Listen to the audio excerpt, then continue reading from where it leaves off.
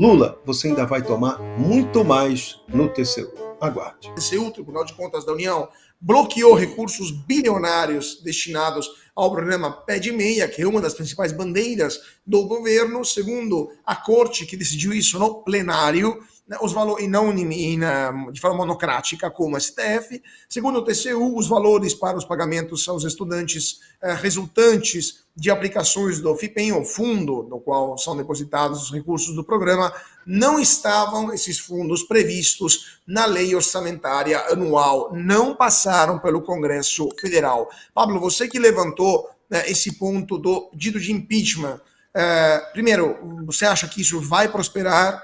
Tem clima para impeachment contra o Lula hoje? O governo consegue comprar voto de deputado e senador com emendas parlamentares? Ou isso é apenas um gatilho, como foram as pedaladas em 2016, para algo que poderia ocorrer ao longo desse ano de 2025? Eu acho que a gente está no processo de iniciação disso. O que a gente precisa para que aconteça o impeachment? Um argumento jurídico e que seja feito ali, realizado um processo político. O argumento jurídico, assim como bem a gente já disse aqui, essas pedaladas fiscais que o TCU já corroborou e disse que, de fato, isso daí foram pedaladas, esse seria o argumento jurídico que embasaria nesse campo para que a gente pudesse levantar essa pauta nesse sentido. E o que a gente precisa na questão política? A gente precisa de mobilização social.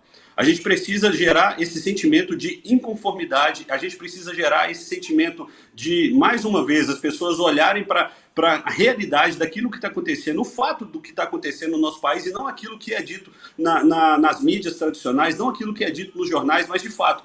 Assim como a gente já falou aqui, quando você vai no mercado, você sabe que os alimentos eles estão 2, 3, 4, 5 vezes mais caros do que estavam antes. A gente vai tomar um café. Poxa, eu estou aqui em Belo Horizonte, aqui em Minas Gerais, inclusive eu convido vocês aí, quando vocês estiverem aqui em Minas Gerais, passe aqui no nosso gabinete para tomar o melhor café que vocês já tomaram na história da vida de vocês e comer um belíssimo e um excelente pão de queijo. Mas até hoje aqui está difícil de tomar esse café. A gente está tendo que fazer aqui um chafé, que é o café que é mais aguado do que tudo, porque de fato o café aqui ele subiu absurdamente. E algo que era básico, algo que era simples, algo que estava na mesa de toda a população, agora a gente tem que se matar para conseguir comprar uma mísera xícara de café. E isso não compete apenas à questão ali dos itens básicos, mas de toda a estrutura, de tudo que você vai comprar. A gente trabalha muito e recebe pouco. A gente tem uma alta carga tributária, mas a gente não recebe nada de retorno sobre isso. A gente tem que trabalhar 5 meses do ano para pagar impostos. Pelo amor de Deus, eu acho que isso já deveria ser um ato de comoção social de uma forma que todo mundo saísse nas ruas para cobrar e uma mudança disso. Eu fico indignado. O vereador aí, o vereador, não sei se foi para os Estados Unidos, o vereador acabou de ir e de voltar. Quando você vai para os Estados Unidos e volta, você volta completamente indignado com o nosso país. Completamente indignado, porque a gente sabe a potencialidade que nós temos, a gente sabe tudo que nós temos aqui para fazer esse país grande, mas infelizmente a classe política e a classe jurídica também, em alguns âmbitos, né, são um freio de mão para o desenvolvimento do nosso país. E de fato, você aí que está assistindo a gente, você que está acompanhando aqui o Bradock, obrigado pela audiência, mas eu gostaria de te dizer, a mudança não está através da classe política, a mudança está através de você. A mudança está através de você se posicionar, através de você pegar essa pauta e aquilo que Deus colocou nas suas mãos para você fazer, e não terceirize isso para a classe política, por favor. Assuma a sua responsabilidade e não terceirize isso para a classe política. É muito importante nós sermos políticos, assim como eu, como o Adriles, como todos que estão aqui, mas a sua importância, a necessidade daquilo que você faz, daquilo que está em suas mãos para fazer, não menospreze isso e também não terceirize isso para outro. Vá, faça da melhor maneira possível, porque a esperança do nosso país, de fato, está nas suas mãos. Agora a gente já tem os argumentos jurídicos, a gente precisa gerar esse sentimento de inconformidade no coração das pessoas para que, mais uma vez, a gente retome o nosso país das mãos desse PT, que é o partido, de fato, das trevas. Pois é, vereador Darcio, o vereador Pablo também estava falando sobre os Estados Unidos, mas antes de falar, eu queria dedicar um bloco inteiro para a sua experiência lá, esse momento dessa passagem dos Estados Unidos, mas ficando só na questão do impeachment. Tem clima para impeachment, na sua opinião? tem possibilidade, tem, vamos dizer assim, articulação política adequada, ou o Supremo, pelo qual o impeachment tem que passar em primeira mão, vai bloquear esse processo logo de cara? Na verdade, o julgamento do impeachment, ele é feito um julgamento político no parlamento, ou seja, na Câmara dos Deputados, e depois no Senado, presidido por um ministro do Supremo, você tem um julgamento que seria técnico-político, como aconteceu no caso da Dilma, que o Lewandowski fatiou o impeachment, todo mundo lembra disso. Razões técnicas para impeachment existem desde que o governo começou. Vamos lembrar que logo que o Lula chega à presidência da República, eles publicam um extrato de inegibilidade de licitação pública para compra de urgência de móveis, porque, segundo eles, o Bolsonaro e a Michelle teriam tirado móveis do Palácio. E, na verdade, o Palácio do Alvorada nunca perdeu móvel algum, isso estava tudo lá e mais tarde todo mundo descobriu. Isso é fraude, isso é crime, isso é improbidade. E só isso, pela Lei 10.079, já seria possível, tecnicamente, estabelecer um pedido de impeachment. Depois disso, o Lula cometeu várias outras irregularidades, não só ele, vários ministros também. Vamos lembrar que um ministro dele, o primeiro-ministro da Defesa, estava ali se relacionando com aquelas pessoas que foram no dia 8, e depois tivemos vários outros casos estranhos de ministros, e licitações suspeitas também, casos de impeachment previstos na Lei 10.079. Também o caso de ministro do STF. Sabe qual é o grande problema, Caude? O problema é que a gente não tem um mecanismo para estabelecer no Congresso que um pedido de impeachment feito por um parlamentar ou pela população principalmente tranque a pauta até que ele seja votado. Porque se o parlamentar vender o voto dele, problema algum, deixa ele vender o voto. Agora ele vai ter que colocar a digital dele naquele tipo de relação nefasta. Ou seja, se um pedido público de impeachment, como foi feito pelo jornalista Caio Coppola, um pedido público com 2 milhões de assinaturas, trancasse a pauta do Congresso até que ele fosse votado, saberíamos quem está negociando o voto com o governo e quem não está. Então, seria fundamental que o Brasil tivesse uma legislação que estabelecesse, uma PEC talvez, que estabelecesse a necessidade de que um pedido público tivesse prioridade na votação e trancasse a pauta do Congresso Nacional. Aí o Brasil seria outro. Mas é claro que eu estou aqui conjecturando, cheio de ideais, né? Mas não é a nossa realidade. Enquanto é um julgamento político e depende da vontade dos presidentes da Câmara e do Senado, enquanto tivermos personagens como Rodrigo Pacheco sentado na presidência do Senado, as nossas chances, infelizmente, são escassas. Adriles, sua opinião, vai rolar impeachment ou o governo vai ficar até 2026, eventualmente sangrando, mas vai continuar no poder? Impeachment tem que unir duas coisas, né? Vontade, porque 3 coisas, na verdade. Crime de responsabilidade já tem. Você percebe que, mais uma vez, o governo Lula, o governo petista, né, está maquiando contas de um programa social que deveria ir para estudantes, para ir, se sabe-se lá, Deus onde, né? Como aconteceu no Petrolão, como aconteceu no Mensalão. O PT tem uma vasta trajetória de desvio de dinheiro público e como aconteceu com a Dilma, que maquiou as contas públicas e foi e acabou impeachmentada. E aí ela reuniu 3 fatores. Vontade popular tem. O povo talvez tenha medo de ir para a rua, né? Porque as últimas vezes que o povo vai para a rua, parece que é criminalizado, está atuando contra a democracia, porque criticou o STF, ainda mais que criticar o presidente da República. O STF vai talvez barrar esse pedido. Tem que ter vontade legislativa que atende aos interesses do povo, e são essas 3 coisas, essa tríade de coisas. Só que a gente tem uma situação diferente hoje. A gente tem um Supremo que tem uma popularidade risível, abaixo de 0. A gente tem um governo petista que tem uma popularidade péssima, que tem uma ação péssima, tá deixando o povo caminhar para a miséria.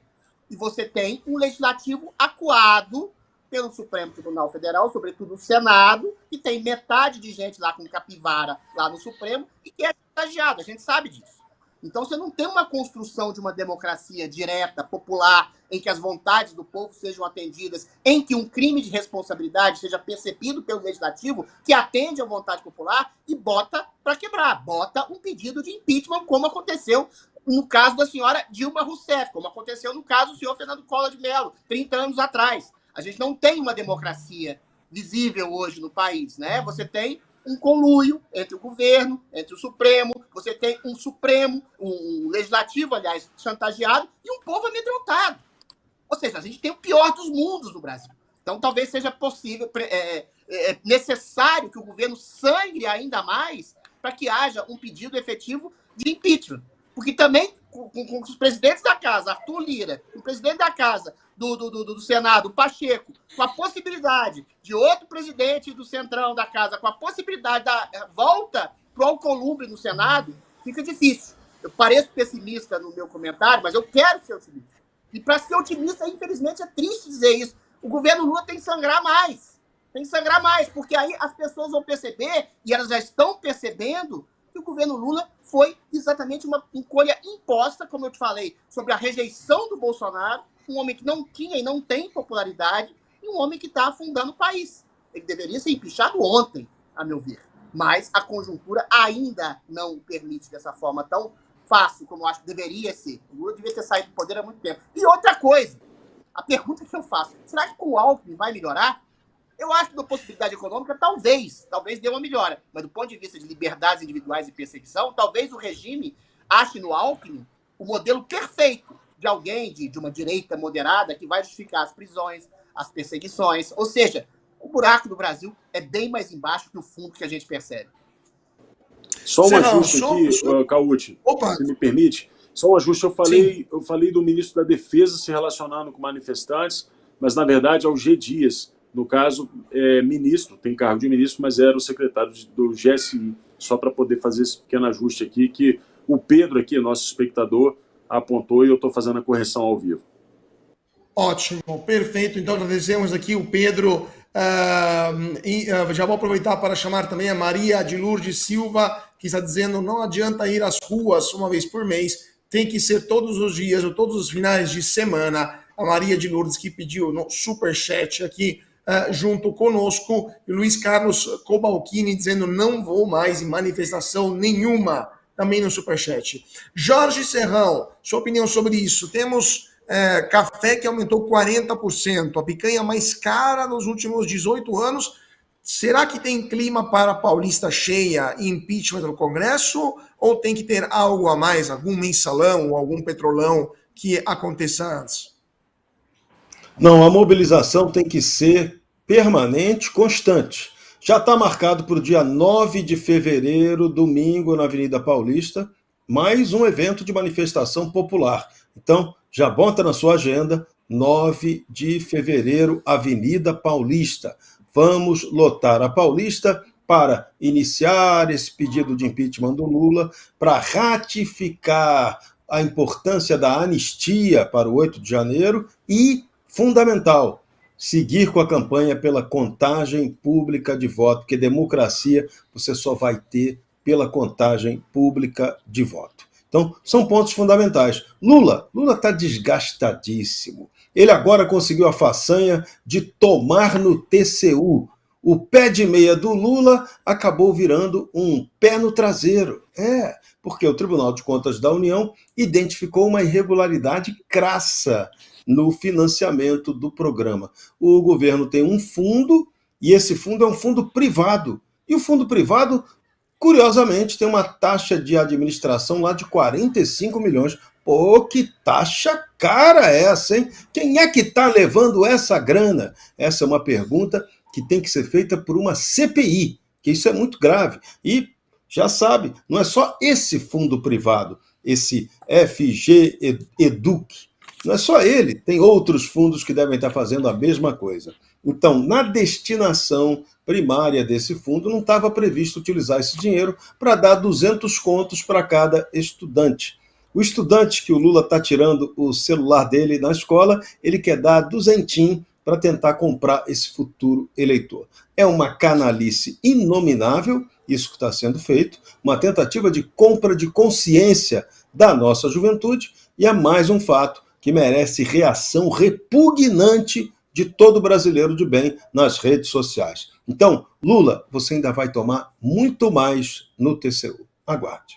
a popularidade do executivo é tão baixa que aliados estão incentivando o presidente a, abre aspas, subir no digital, fecha aspas. Aliados de Lula já estão utilizando o mantra de Galvão Bueno, vai se criando um clima terrível para motivá-lo a se envolver mais ativamente no mundo digital, retomando a comunicação direta e os palanques online para tentar se reaproximar da base. Vamos ver esse vídeo para entender o que está acontecendo entre os conselheiros de Lula.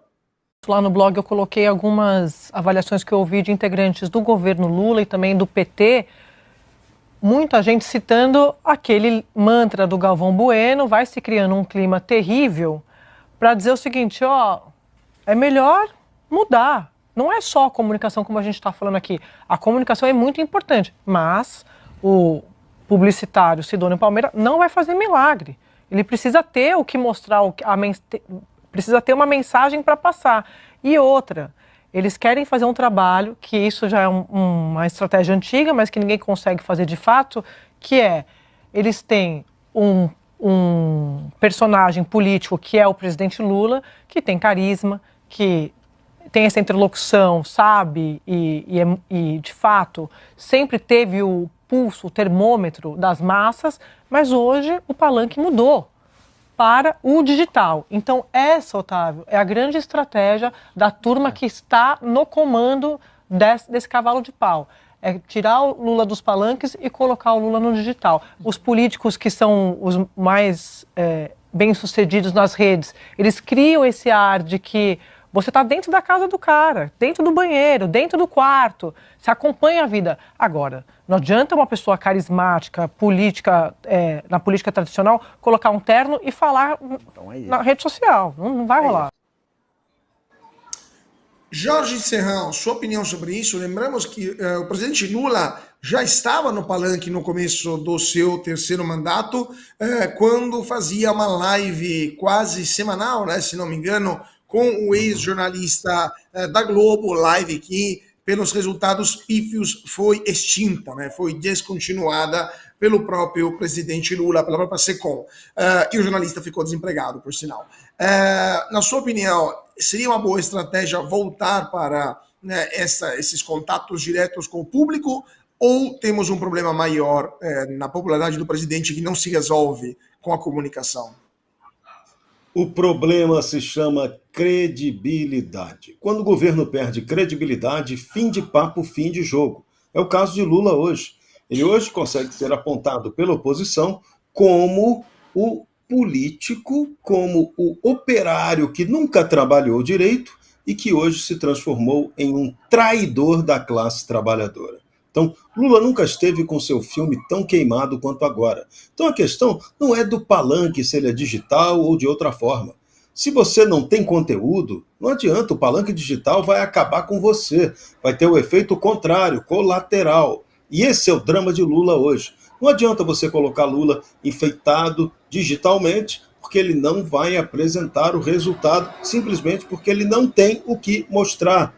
Lula conseguiu ser eleito, voltar ao poder novamente, depois de descondenado pelo Supremo Tribunal Federal, sem ter apresentado um plano de governo na campanha eleitoral.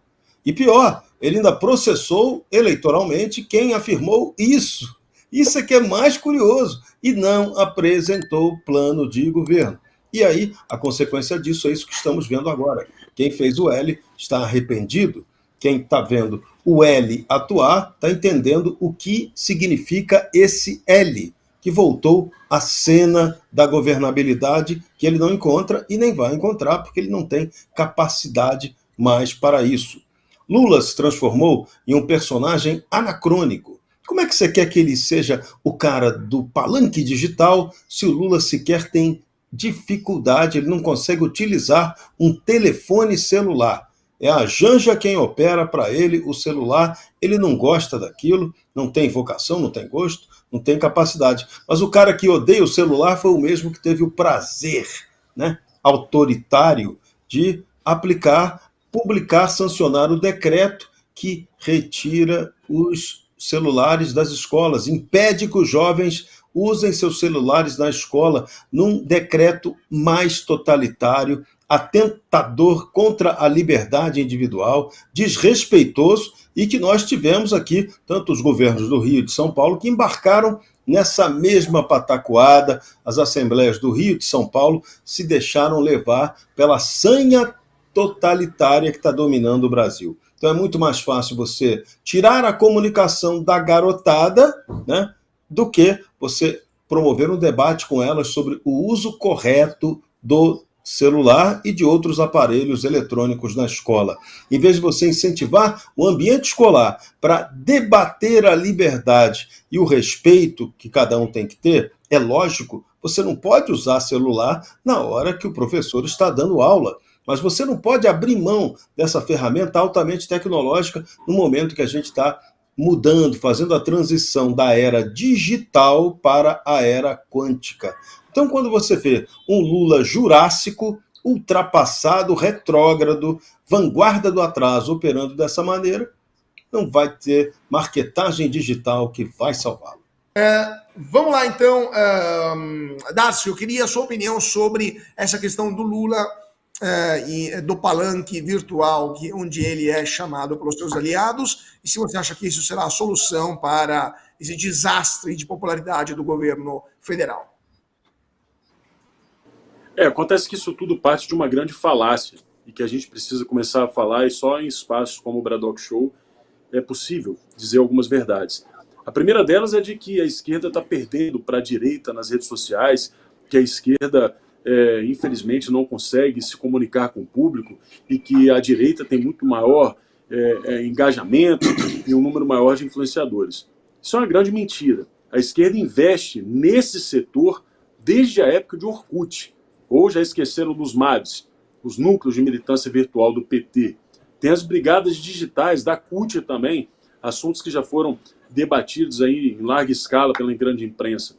E o Serrão lembrou aqui da live do Lula, e eu posso lembrar aqui de agências como a própria Mind8, que investe milhões de reais em influenciadores. Influenciadores como a Anitta, que tem mais de 60 milhões de seguidores. Como o Felipe Neto, que tem mais de 17 milhões de seguidores, Gil do Vigor, que tem mais de 16 milhões de seguidores. E se eu for continuar falando da lista de ativistas digitais que sustenta esse regime, eu não paro hoje. O programa termina e eu vou continuar falando o nome. Ou seja, eles têm um número enorme de pessoas atuando nas redes sociais. Portanto, quando a gente diz que a direita tem maior número, quando a gente diz que a direita é hegemônica, a gente acaba dando ao governo o discurso que eles precisam para continuar gastando dinheiro público, dinheiro do povo, nesse tipo de comunicação que, na verdade, nada mais é do que mentira. Ou seja, eles estão lutando contra a verdade nas redes sociais. O que faz com que a direita, a eventual direita, tenha uma maioria hoje nas redes sociais é o fato de que eles têm a mentira. E nós trabalhamos com a verdade. Então, sendo assim, o governo pode gastar o que quiser, o valor que quiser, e muito dinheiro vão gastar muito dinheiro público para poder tentar contornar a verdade. Isso vai ser impossível, eles não vão conseguir controlar, porque a verdade contra a verdade nada será capaz de impor, e podem gastar muito, como o próprio Serrão falou do programa do Uchoa, né, com câmera, equipamento e por aí vai. Aí vem o Nicolas com um celular, faz um vídeo expondo a verdade e vai derrotar o governo. Esse é o fim. Na verdade, o governo tinha que parar de gastar dinheiro público com publicidade digital e começar a falar a verdade. Só que isso para o PT é simplesmente impossível, né? Pois eu queria passar a palavra para uma pessoa que é muito próxima do Nicolas, né, que é o nosso vereador Pablo Almeida, porque justamente o Darcio estava citando o caso do Nicolas, vídeo feito de chinelo havaianas, camiseta preta, sem roteiro, feito por grandes nomes, né, da dramaturgia da Globo, e chegou a 320, se não me engano, milhões de visualizações. E um vídeo de resposta, né, sobre o mesmo assunto feito pelo ex-senador, deputado, ex-prefeito, com uma longa carreira política, ex-cara pintada, Lindenberg Farias, não chegou aos vexaminosos 700, 800 mil visualizações. Então, mesmo investindo milhões de reais na Globo, né, 300 milhões da Secom, esse resultado não chega por quê? Não é uma questão de dinheiro, é uma questão do quê? De espontaneidade, da mensagem, da personalidade da pessoa que fala. O que muda, na sua opinião? Estou muito claro aqui sobre essa questão.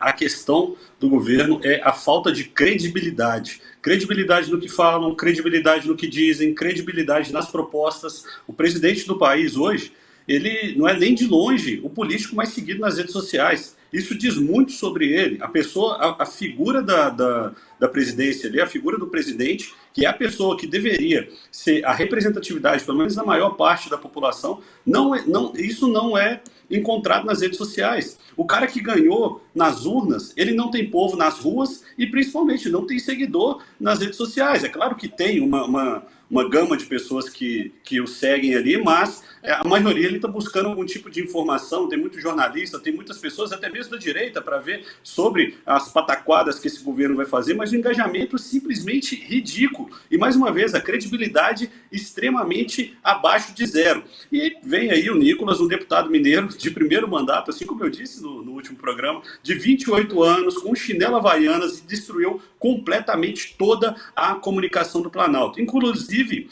isso aconteceu no dia da troca de secretaria, de secretariado, né, ali da Secom.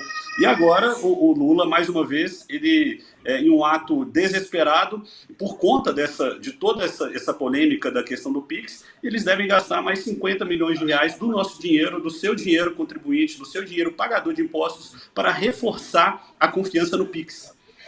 Eles fazem uma questão completamente errada, eles fazem uma canalice com a população, são desmentidos, forçados a deixar essa medida e agora vão gastar simplesmente 50 milhões de reais dessa mesma população. A conta não fecha, simplesmente não fecha. E é por isso que... Carlos, após essa notícia do TCU em relação ao programa Pé de Meia, por exemplo, que deve ser levado em consideração, na minha opinião, esse governo já deu. Nós já temos o argumento jurídico para que a gente possa voltar para as ruas, para que a gente possa mais uma vez retomar o nosso país e para que a gente possa mais uma vez lutar contra tudo aquilo que tem destruído a nossa nação.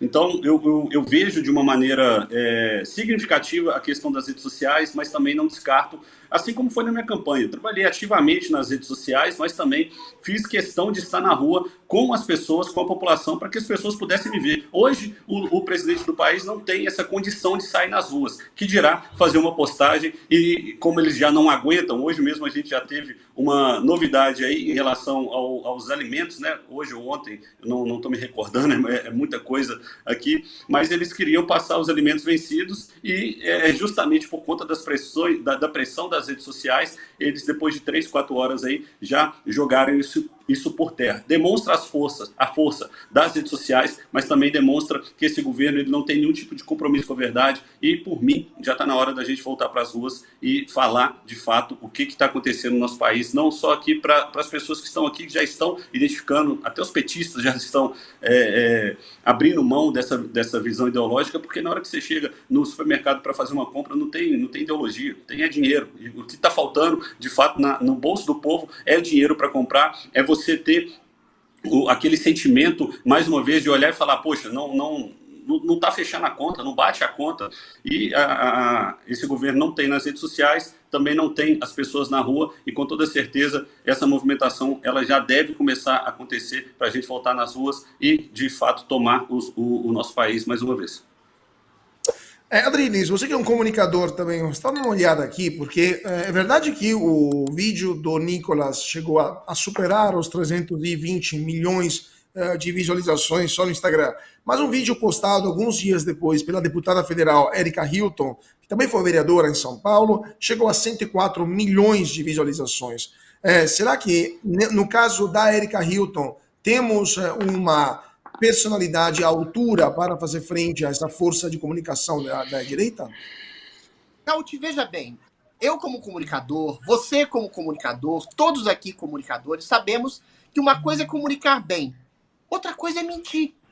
O vídeo do Nicolas, que falou coisas que eu falei, e inúmeros outros jornalistas falaram, que o Pix não ia ser taxado, mas eles iam monitorar as movimentações financeiras dos mais pobres e o fisco ia enfiar a unha nos mais pobres, é uma manifestação da verdade, que todo mundo soube que é verdade. Ele comunicou bem, de maneira brilhante, uma verdade. Quando essa jornalista da Globo News, isso é muito capcioso, diz que tem que ter uma revolução na comunicação do governo e que o publicitário do governo tem que fazer uma manobra, por que ela não diz que o governo tem que mudar a sua ação efetiva? Porque o pobre brasileiro está ficando mais pobre, os alimentos estão ficando mais caros, o governo agora quer oferecer até alimento podre para baratear o alimento, entendeu? O governo gasta mais do que arrecada. O Lula não tem gente na rua, por quê?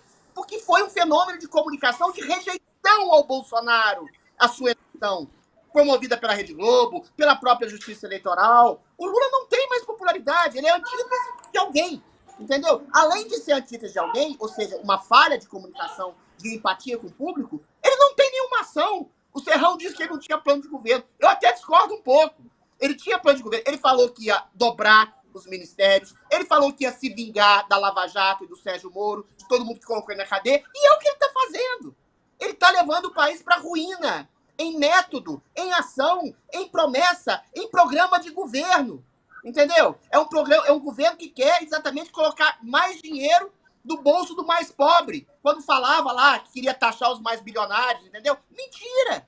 É um governo que não existe possibilidade de uma comunicação efetiva que seja razoável, que traduza um governo ruim, a não ser que você seja um governo Goebbels, governo nazista lá, como diz o Goebbels, uma mentira propalada 1000 vezes torna-se uma verdade. Só que aqui no Brasil ainda tem um esboço de reação, entendeu? E esse esboço de reação chama-se verdade. A verdade está hoje com os conservadores, com os liberais, com as pessoas que estão à direita do poder. Entendeu? Como o Dácio bem disse também, o sistema de comunicação do governo não é só o sistema de comunicação do governo. É um tentáculo. A Minddate domina não só páginas políticas, mas páginas de fofoca, de influenciadores, de sexo, de fofoca, de comportamento, de tudo. E tudo isso tem um teor político. Ou seja, você tem um maquinário há décadas nas mãos do PT e da esquerda que é gigantesco. Eles não conseguem se comunicar bem porque eles mentem a respeito da realidade. A realidade nua e crua diante do nariz é que o país está indo pra porra, está indo pra porcaria, está indo pro fracasso. Não tem jeito de mentir quando o sujeito vai lá no supermercado e o produto está 3 vezes o valor. Não tem jeito de mentir quando o sujeito perde o emprego. Então, quando você diz a verdade pro povo, é lógico que o povo vai acreditar na verdade. Não é método de comunicação, é método de ação fracassada do governo. Isso não tem comunicação que resolva. Nem a Andréa Sadi, que quer fazer assessoria de imprensa pro governo. Você quer saber tudo o que acontece hoje no Brasil? Então você tem que assistir ao Braddock Show, o programa que fala de tudo e deixa você informado sobre tudo o que acontece no Brasil e no mundo. Clique aqui e siga o Braddock Show. Palavra de super-herói.